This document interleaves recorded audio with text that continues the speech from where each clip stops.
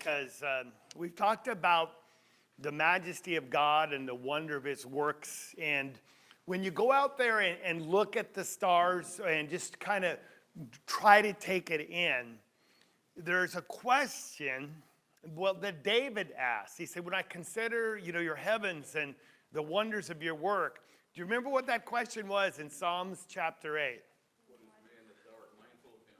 Exactly. What is man? Now that word "what" it could be even translated in at least when it's used in the New Testament in Greek. Who is man?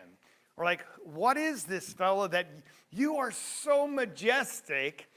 And you just kind of look at the stars, and we could spin the rest. And from that 1,000 feet in the air, airplane view on the earth, everything looks so small, right? And so it's a fair question is, who is man? I mean, that you would take thought of him and that you would care for him. Now that's translated in to visit him in the King James in the New Testament. And the word visit is when you visit someone to render aid or to take care of them. It's not just say, hey, hi, how's it going? And so here David is speaking of, out of response to God's promises to him that he would become a king over his people. He would sit someone on his throne. And he just looks up and says, God, why? Why me? And that's a fair question. And that's exactly the question that's going to be asked in chapter 2. When we're looking at the book of Hebrews, of course, our theme that Jesus is greater or he's better than. And so we want to look and just set it up again because we're going to ask this question, who is man? And we saw that in chapter 1, Jesus was better than who?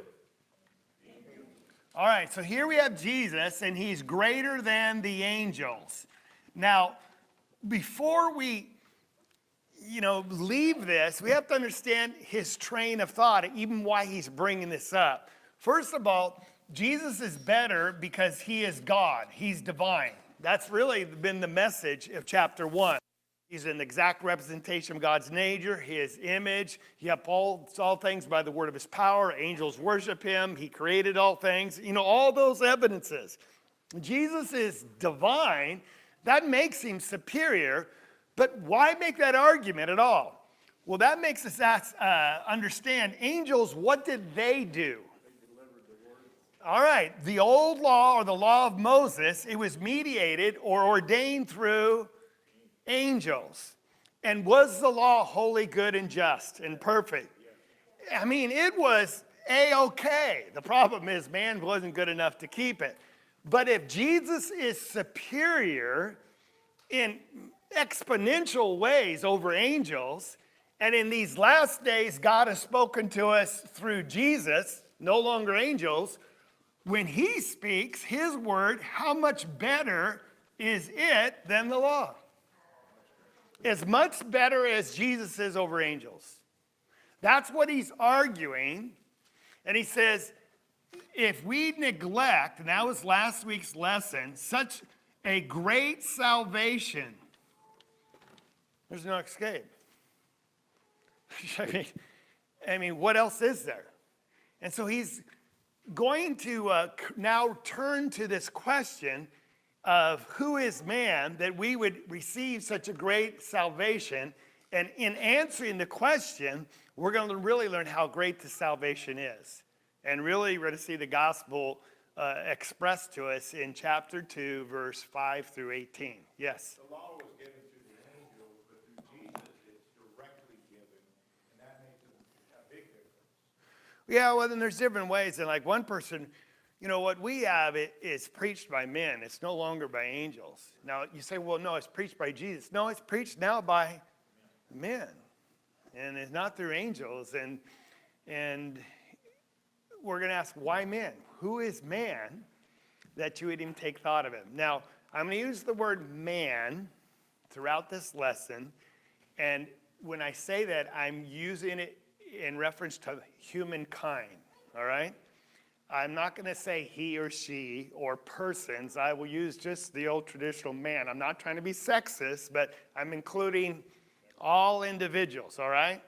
Because I haven't become skilled enough to be able to use the alternate, pronouns and all that. But I'm sorry? Yeah, okay. And so man, I'm referring to everyone because that's the Bible language as well. And so when we look at this, we know he's better. The law was delivered by angels. So how much better is our salvation then if it was delivered by Jesus, who's so superior to the angels? Well, he's going to answer that question by asking a question. Well, who is man? And in this, we also got to ask this last question: why did Jesus have to become a man? Now, why would that question come up? If he's superior to the angels, and when the angels appeared in the Old Testament, what did men want to do? Worship them. Why would Jesus become one of us, and then on top of it, suffer like a common criminal? That doesn't sound like someone that's superior. You understand what I'm saying? And so if you have the world's best athlete and say, hey, I'm going to reward you, and you're going to become a bug. And poof, now you're a bug. Is that complimentary? Is that an honorable thing to become from the best to a bug? Now, that's the only thing I can use perhaps to describe when you're the creator of all things, and now you become a human. What kind of lowering of yourself have you just done? Would it be like from a human to a bug, perhaps in our minds? So we're going to have to answer this question as well. Why did Jesus have to become a man? And then why did he have to die on the cross? All this is going to be answered in this section. And of course, the Hebrew people did not understand that because the biggest obstacle for them believing in Jesus was the cross, right? He can't be God. He can't be the Messiah because he suffered on the cross. They didn't understand that was God's plan to start with. So that's what we're going to try to accomplish here. But now look in chapter 2, and we'll pick up our reading verse 5 because really chapter 1 ends in verse 4. So verse 5, he did not subject angels to the world to come. And again, notice the reference to angels, concerning which we are speaking. But some has testified in somewhere saying, that's kind of clever by the writer. Does he know where he's quoting from? He's just drawing the obvious, like you've all heard this before, and that's just a style of writing they would use. And in verse 6 through 8, he's now quoting Psalms chapter 8, verse 4 through 6. He's quoting out of the Septuagint, which is the Greek translation of the Hebrew Bible, right? And so it'll be a little different than when you read Psalm 8 itself. But let's read it out of the Hebrew text here. What is man that thou rememberest him? Or the son of man that thou art concerned about him? Thou hast made him a little lower than the angels. Thou hast crowned him with glory and honor. And thou hast appointed him over the works of thy hands. And thou hast put all things in subjection under his feet.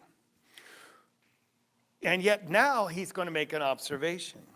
For in subjection all things to him, that's the last line of the Psalms quote, he left nothing that is not subject to him.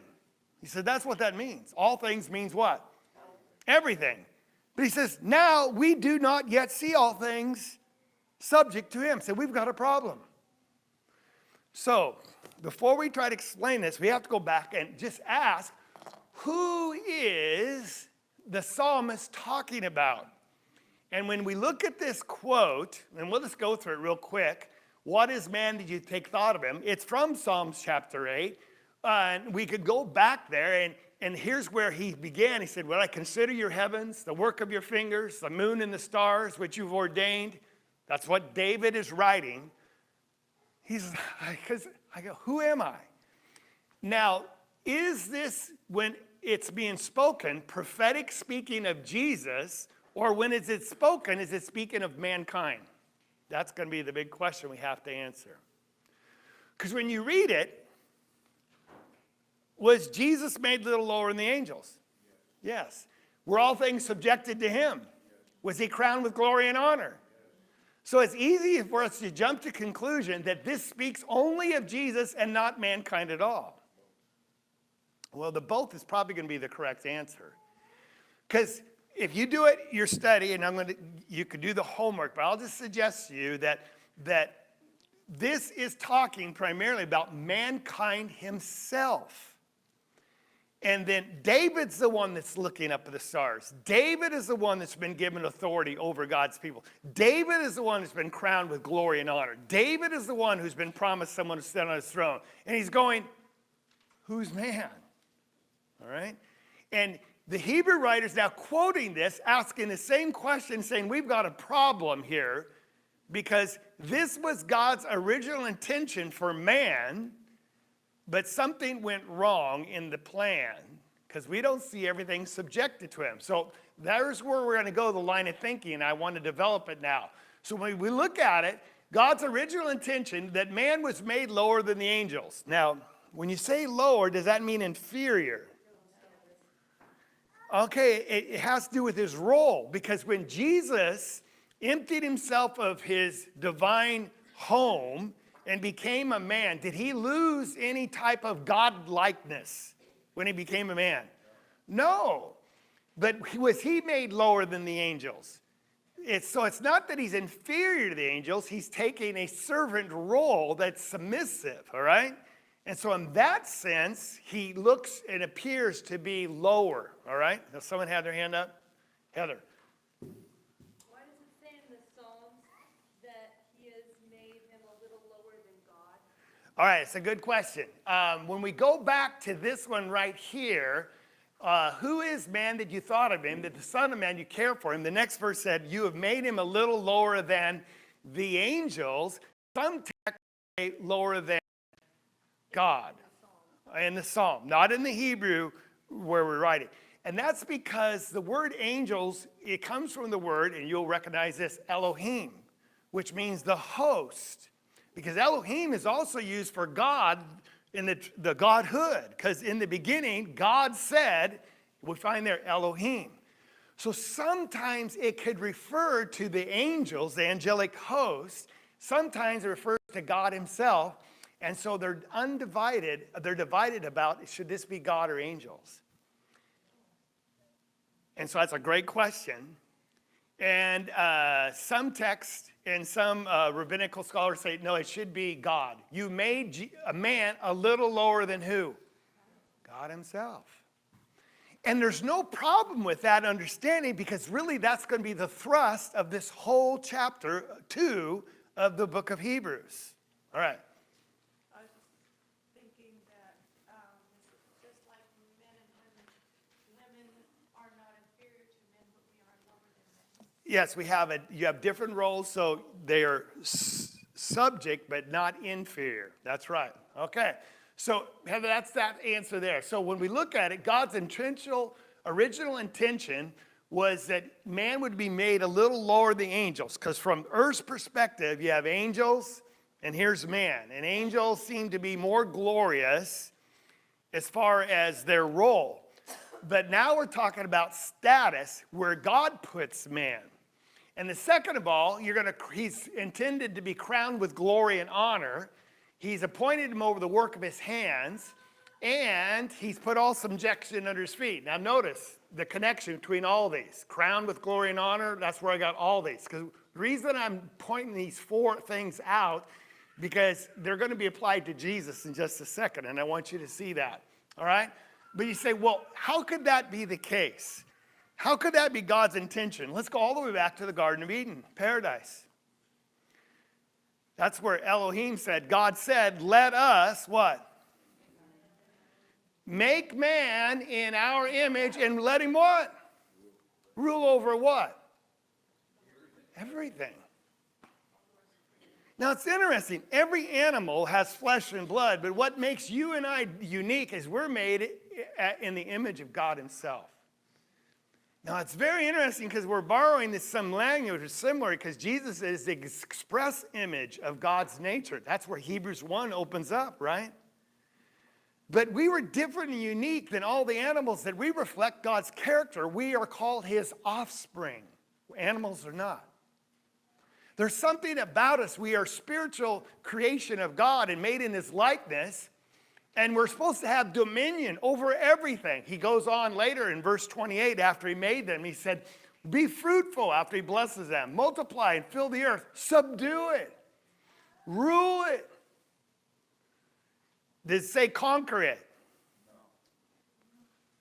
No. There's a difference, all right?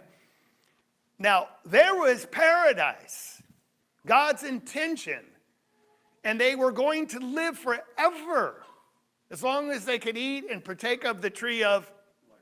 And they got to walk with God himself. I mean, think of this status that man had in the garden. Adam and Eve. Now, what went wrong? Well, we know they sinned. Now, it's interesting. To maintain authority, you have to submit to authority. Because this authority man was given was not derived of themselves. It was delegated and given to him by God himself. So when he told them, don't do this, to maintain and exercise this status they have, this authority, they had to submit to his authority. But Satan comes along and tries to destroy that, and they did not yield to God and submit, but they took control for themselves, and that's when the fall happens. The sin enters the world. It separates them from God. They no longer can walk with him because their sin. And sin is this obstacle, this huge obstacle that separates us from God. And then second of all, what happens to them? They're removed what? From the tree of life. That's why they're taken out of the garden, is so they can't get back to the tree of life. Now death enters the world. Now after this fall, look what he says happens. And here's the promise. And we have all these things. This is from Psalms 8. You made him little lower than yourself. You crowned him with glory and majesty. You made him to rule. You put all things under his feet. Here's the problem. Now we're in Hebrews 2. Because when we say subject all things, that means everything. But when we look, what do we see? We do not yet see all things subjected to him. And who would to him be? Mankind. Now let's talk about that. It's totally reversed. Rather than man being in dominion and can charge, it's flipped around. We're trying to just stay alive. There's a curse on the ground. We have to work by the sweat of our brow just to get food, to stay alive. We have to fight illness. We have to fight poverty. We have to fight the elements of nature. Did you see the floods? It was in the south. It was before that in Willamette Valley. Before that, it was in California. It was in Quebec just this week, right? And we were always fighting the elements. If it's not rain, it's snow. If it's not snow, it's wind. If it's not wind, it's fire. I mean, we're earthquakes. And if we're not fighting the elements, we're fighting mankind. They're trying to destroy us. I mean, you go into, where were the bombs this Sunday? Sri Lanka. You know, I mean, the evil men oppressed. And the ultimate curse, if you would, that we have to fight and we have no control over is what? Death. Death. We're all subject to it. And before, was there any fear of death? None whatsoever. It's all been destroyed because of man's sin. Yes. That was my point, was death, because when they were in the garden, in the right relationship, they had access to the tree of life. Yes. There was no fear of death. That's right.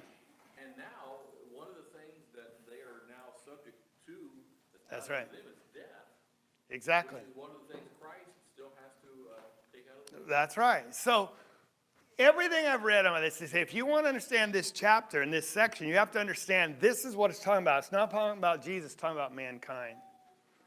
And yet man still has this innate desire to conquer. I mean, that's why we go to the moon. Why? Why do we go to the moon? Because we can. We're explorers. We're discoverers. We want to have dominion, not conquer or control, but we want to explore. It's just in our DNA spiritually. It's how God had made us. But it's futile because the best we can do is eke out a living and then Steve Jobs, how old was he when he died? 56. You know how much he was worth? 10 billion. Rich men die. Scientists die. Poor people die. PhDs and Nobel Prize winners die. The person on the street living under the bridge dies. Paul Allen, who died last year, the owner of the Seahawks, well, previous owner, he left it all behind, and the Trailblazers died. You know how old he was?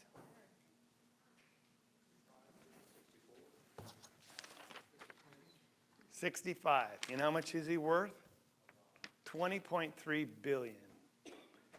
Did that $20 billion, it gave him some control in this world, didn't it? Was he in charge, though? No. And that's why we see in 1 Corinthians 15, the last enemy is death. And we see that Jesus, when he comes, he's going to throw Satan and death into the lake of fire. But he's going to turn to Jesus, but he's creating the problem now.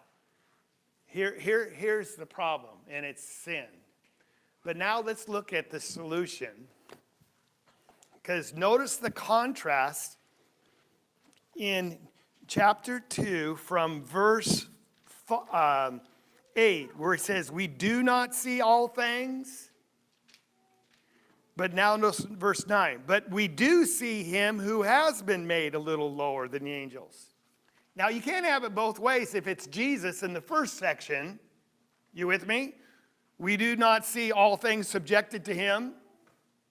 You can't make that him Jesus, and then now in verse 9 say, but we do see him, Jesus, who has been made a little while lower than the angels. You can't have it both ways, have this section apply to Jesus and say we don't see him, but now we do see him. Because have all things been subjected to Jesus? Yes. You say, well, exception may be death, but no, he's conquered death itself. That's going to be the thrust of this chapter. So the first section is talking about who? Us. God's intention was for you to have this glorious state with honor and be crowned with glory and honor. To rule on his behalf, not to conquer and to use for your own purposes, to be but good stewards. And sin destroyed all that. And he says, but now let's talk about Jesus, and we're going to answer why he had to come to the earth. And why this greater person who spoke this word, who's God, died in the first place. And it's going to answer why we have such a great salvation. So notice then, we'll read verse 9. We do see him who has been made a little lower than the angels, namely Jesus, because of the suffering of the death crowned with glory and honor, that by the grace of God, he might taste death for everyone. Now, what was the final subjection for all of us that we're enslaved to? Death. Here Jesus says, I'll take care of it. I'll taste death for you. Implying what? So you don't have to. Verse 10, for it was fitting for him, for whom are all things, and through whom are all things. Does that sound like he's in charge? In bringing many sons to glory. What's the goal of Christ in his great salvation? To bring us what? To glory. What glory? The intended glory we just read about. A little lower than God himself. Crowned with glory and honor. All things subject to. And that's Jesus' role. He came to bring the sons to glory. To perfect the author of their salvation through suffering. See, here's the irony, because it's this paradox. How do you get glory and suffering together? And he's going to explain that. Because how could Jesus bring glory and be full of glory himself when he's going to suffer shame and humiliation? We'll understand that. But notice the theme. They come together here, don't they? Verse 11. For both he, that's God, who sanctifies, that's Jesus. For he, Jesus, who sanctifies, and those who are sanctified, who's that? Us, are all from the same who? Father. Now, what has he just done right there? Put us all on the same level with who? Jesus. He said, no, no, no, no, no, no, no. Well, let's read. For this reason, let's test if we understand this correctly, that we have an equal status on some kind of level with Jesus. For this reason, he, who's that? Jesus is not ashamed to call them brethren. All right, let's talk about that one. I can't use our president today because there's so much division about him. So, who's a president mutually everyone seems to admire? Reagan? Well, maybe he'd be safe in this group. I don't know. But the president comes to your house and he goes, Brian, glad to meet you. Mr. President? Why would you call me Mr. President rather? Or Ronnie, good to meet you. Because of your position and your authority. It's something wrong and awkward about that, right? I mean, I can call you if I'm the president and say, Brian, not Mr. Sype. Brian, good to see you. I've heard about you. And that's, shows honor and respect, but coming back the other way, no, you don't ever do that. And that's the same way we feel with Jesus, like calling him my brother. But he's not talking about us addressing him as a brother. What does Jesus do when he looks at us? He's not ashamed or embarrassed. There's my brother. There's my sister. There's my brother. Now, what has he done right there? A little lower than the angels. Now, what Jesus has done is this. He refers often to himself as the Son of Man. We had the first Adam, who was supposed to walk in glory, blew it. And through the first Adam, death entered the world because he sinned, and through sin came death. And we see in 1 Corinthians 15, for example, just like we had the first earthly Adam, in which all die, we have the second spiritual Adam. Who is that? Do you remember in 1 Corinthians 15? Jesus, and who all are going to live, right? Because as he died, Jesus died and rose from the dead, and so he's the firstborn from the dead, guaranteeing and promising the resurrection of life for everyone that believes in him. So Adam is the first original man that blew it, and everyone's blown it since. Jesus is a Son of Man. He's a representative of all mankind, and he's doing it the way God intended all from the very beginning. You get that? When he says, I come here not just to tell you what to do, I come here to show you. If you've seen me, you've seen the Father. He didn't say if you heard me. He said if you've seen me. And he said we beheld him. John chapter 1, the Word became flesh, and we beheld him full of grace and truth. Jesus is representative of all mankind as the Son of Man. He said, I'm going to go to the earth and show mankind how to live a glorious life. And to do that, I got to be a little lower than who? The angels. Now, did he become a little lower than the angels? Well, we'd say a lot lower. He's like a bug. But he had to. Well, why? Well, that's coming up next. Are you with me so far? Does that all make sense? Now, what is this doing is why I say I have a problem just trying to share this. I don't feel comfortable. I don't even know how to express, if this is all so true, my status in God's eyes as his child.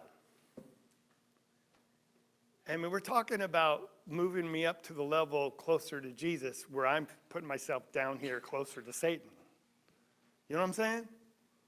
But if that's how God views us, that's the way we need to view ourselves.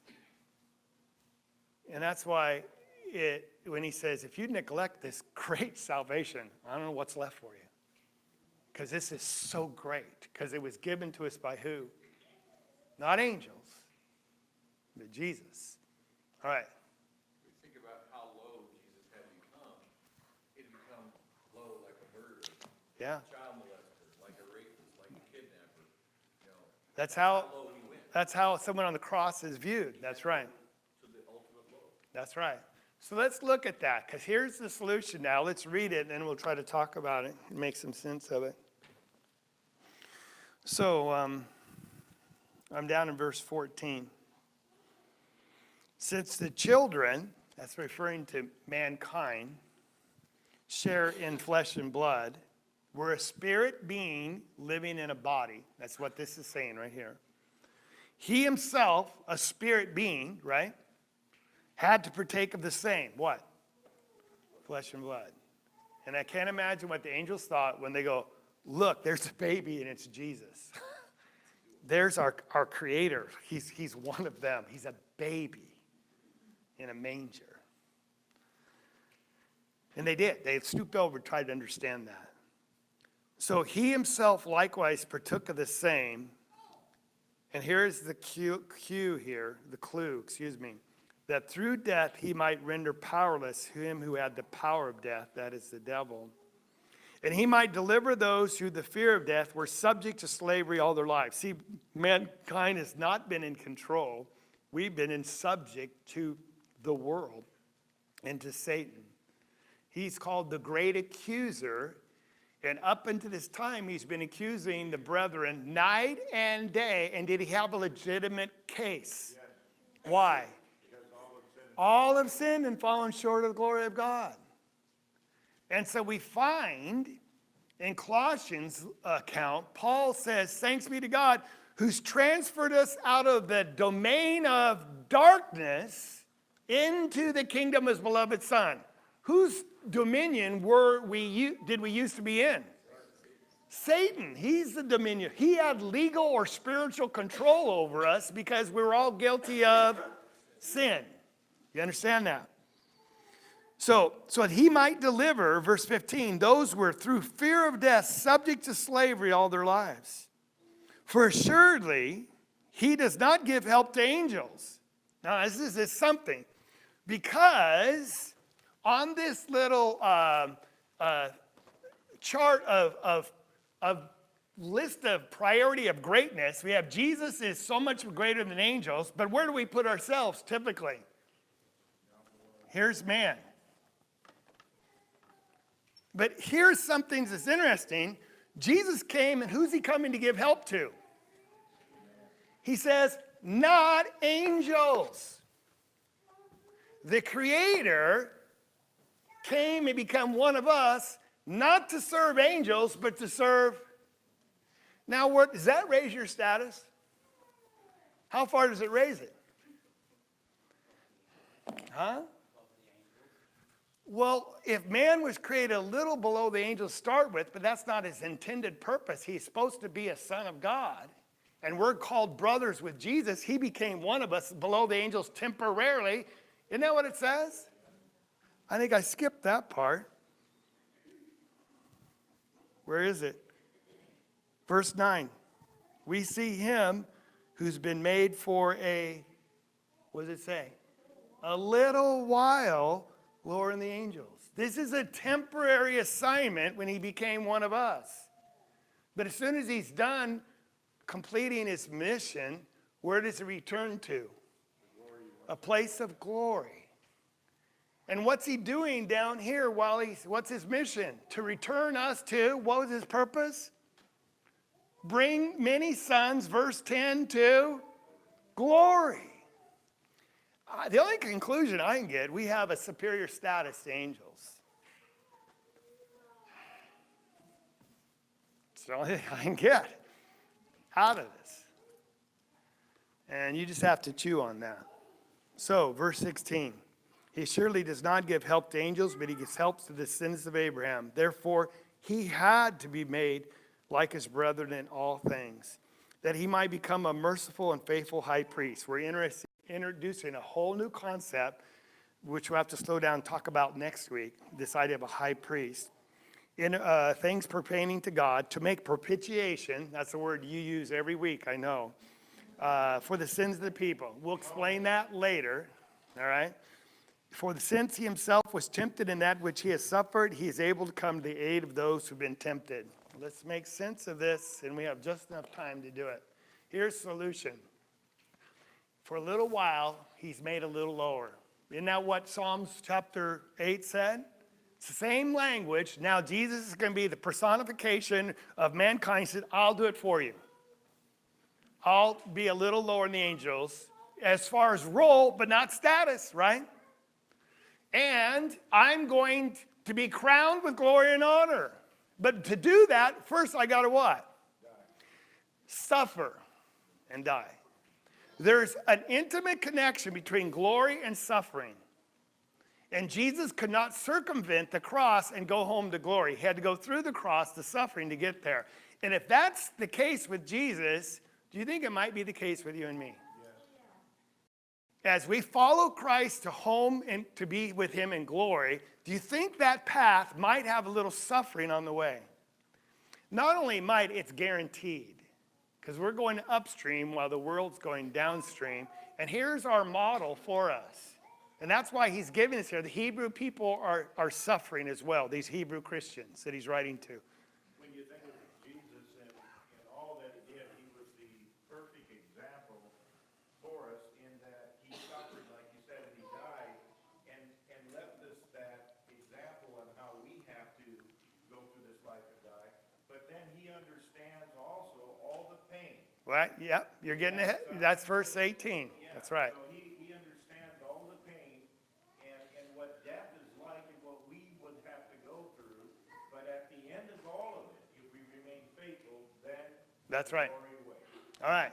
But then you see the connection. He had to be made like a man so he could what? Taste death. Taste mean nibble. What is that a word for? Taste. Nibble at death? It's to experience it fully. All right? It's used, if you've tasted the good word to come, you know, it's the same type idea. So it was fitting. That's interesting. God's well pleased. This is an act of grace. I want you to understand this. God says, they can't get out of this mess. Son, go down there and fix it for them. I know you're going to have to die and suffer many things, but let's do it for them. And I don't want to speak for God, but that's what he's saying. It's painful, but he was glad to do it. Hold that thought, please. All right? Oh, I don't mean, this is a whole lesson in itself here. That he has, through whom all things, and bringing many sons to glory, to perfect the author of their salvation. That word perfect doesn't mean that he was inferior or sinful. Perfect means to complete. So he had a mission and a role, and he's not going to become a complete author of their salvation until he what? Suffers. And that's what Hebrews chapter 5:9 will say. He learned obedience by the things he suffered, and because of that, he became the author of our salvation to those who obey him. And then chapter 12 says the same thing. So then, again, let's look through it. That's why he's not ashamed to be called our brethren. And now let's look at his high priest, why he had to become human. And we referred to it a little already. But first of all, I just want you to see, death is this portal into Hades. So here's the world, and I should erase all this, but I'm not going to take the time. And here we're walking on the earth, and when we die, our body goes in the grave, correct? And where does our spirit go? This is all before Jesus died on the cross. I'll preempt it that way. All right, our spirit goes into this realm of, we don't know where it is, of Hades, the land of the unseen. Because remember, the rich man died. He was in torment down here. Well, there's no body, but the rich man. Lazarus was up here in Abraham's bosom. Now, Jesus, he had to become flesh and blood so he could die. And this is just something we have to understand. That's why he had to become human, so he could die. Now he's going to die, not just any death. He's going to die as a sacrifice. He who knew no sin is going to take your sins and put it on him. Now, when they had a sacrifice atonement yearly by the high priest, what would they take with the goat? They'd put their hands on the head, and what would that be symbolic of? Transferring all the sins of Israel onto that goat, then they would sacrifice it. That's what Jesus did. He came down here, took all our sins, he died, his body went in the grave. Where did Jesus go? Acts chapter 2, you can read it. It's on the texts are on your handout, but in verse what? Is it 27? Is that what I have there? Jesus was promised, thou will not abandon my soul to Hades, nor allow thy Holy One to suffer decay. In other words, your body wouldn't rot, and you wouldn't leave me where? Where did Jesus go when he died? Hades. It's repeated in Acts 2. Well, why did he have to go to Hades? Why did he have to go there? That's why he died. That's why he became a human, so he could die, so he could get to Hades. Well, who's in Hades? Everyone. That's right. The wicked as well as the righteous. Now, how come they're in Hades if they're righteous? Well, remember Abraham? Because he believed, God counted it as righteousness. It's like Satan, you just wait. I'm coming for him. He's there. He's still a sinner, but God's coming for him. Who's he sending? So Matthew chapter 12 says you can't loot a strong man's house until you bind the strong man, then you can rob him of his house. And so Revelation 12 talks about when he went in the Hadean realm, there's a great war with the dragon who was Satan. And that accuser who accuses the brethren night and day was cast down. What happened? He rendered him, right here, I'm sorry. Oh, I went too far. We're over time, so I have to do this quick. I'm sorry, but I want you to see it. Right here. He rendered him what? Powerless through death. There was a war there, and when he destroyed the power of death that Satan had, but he wasn't done, what did he do? We find then he plundered his house, and then Jesus rises from the grave. When he rises from the grave, is he done? And we're going through this quickly. I think you know it. But he ascends into heaven, where all authority has been given to him in heaven and earth. He was a little lower than the angels. Now he's crowned with glory. That's where he offers the blood of his sacrifice, and he leads captivity captive. What is that? All those people he rescued in Hades, and he takes them where? To the throne of God. And now where are they living? He's brought the sons of God to glory. That's our great salvation. And the implications are so profound, but we have to stop here, and I just want to ask you to think about them seriously. Because we have a high priest, and it says he understands. He's been through it. The last verse, he says he will run. The Greek word means he will run to your cry. Because he says, I know what it's like. I've been there to the nth degree. And as you're struggling to suffer, you're suffering and following him, and you just cry to him, he says, I'll run to you because I'm a faithful and merciful high priest. That's our salvation, and it is glorious. Just wait. All right, thank you.